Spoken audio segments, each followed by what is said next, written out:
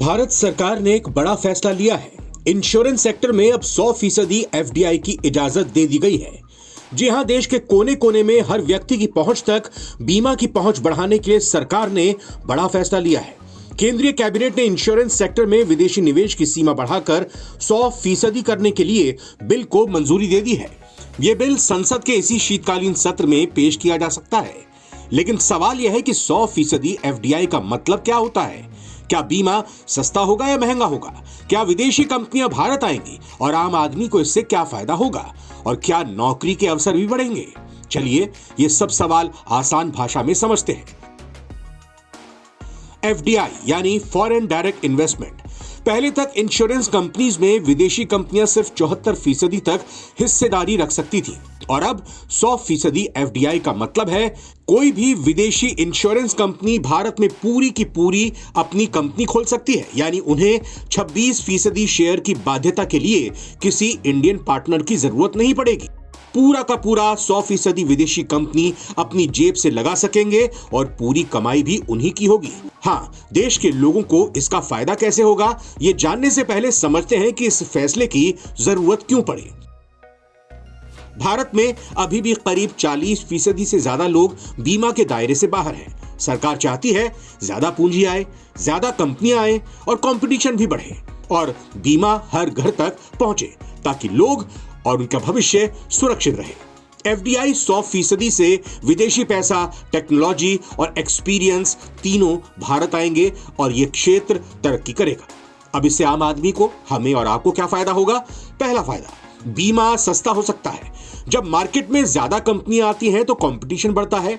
उदाहरण के लिए जैसे मोबाइल कंपनियां बढ़ी वैसे ही कॉल रेट सस्ते हो गए, डेटा सस्ता हो गया। इंश्योरेंस में भी बेहतर बीमा की सुविधा के साथ प्रीमियम यानी इसको चुकाई जाने वाली रकम कम होने की संभावना है। दूसरा, बेहतर सर्विस और तेज क्लेम सेटलमेंट। विदेशी कंपनियां एडवांस टेक्नोलॉजी लेकर आती हैं, digital policies, fast claim settlement, AI का सपोर्ट। ये तमाम फैक्टर्स ऐसे हैं जो न सिर्फ भारत के ग्राहकों को फायदा पहुंचाएंगी बल्कि भारत बेस्ड कंपनियों के लिए भी एक चैलेंज पेश करेंगी ताकि वो भी बेहतर तरीके से ग्राहकों को सेवाएं दें।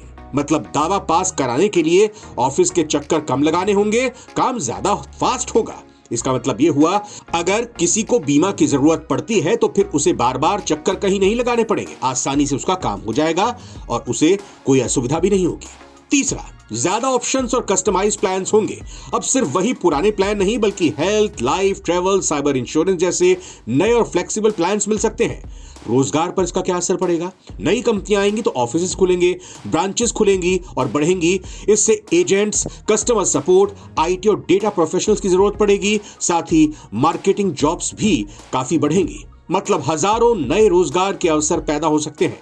आपके मन में यह शंका या कहीं की सवाल भी होगा कि क्या विदेशी प्लेयर्स के लिए भारत में 100% दरवाजे खोलने का कोई नुकसान तो नहीं होगा? कुछ लोग डरते हैं कि कहीं विदेशी कंपनियां इंडियन कंपनी को पीछे तो नहीं छोड़ देंगी और इससे विदेशी कंपनियों का दबदबा भारत में तो नहीं हो जाएगा। लेकिन सरकार ने साफ कहा है कि नियम सभी के लिए वही रहेंगे। रेगुलेटरी अथॉरिटी IRDAI की निगरानी रहेगी, ग्राहकों के हित सुरक्षित रहेंगे, यानी पूरी छूट के साथ पूरी निगरानी भी रखी जाएगी। तो इसका सार यही है कि इंश्योरेंस में 100% एफडीआई का मतलब होगा ज्यादा कंपटीशन, सस्ता और बेहतर बीमा, नई टेक्नोलॉजी, नए रोजगार के अवसर और मौके। अगर सही तरीके से यह लागू हुआ तो बीमा सेक्टर की तस्वीर आने वाले दिनों में पूरी तरह से बदल सकती है। वैसे आप क्या सोचते हैं? क्या इससे बीमा आम आदमी तक पहुंचेगा? कमेंट में अपनी राय लिखिए और ऐसे ही आसान एक्सप्लेनर्स के लिए चैनल को सब्सक्राइब करना ना भूलें।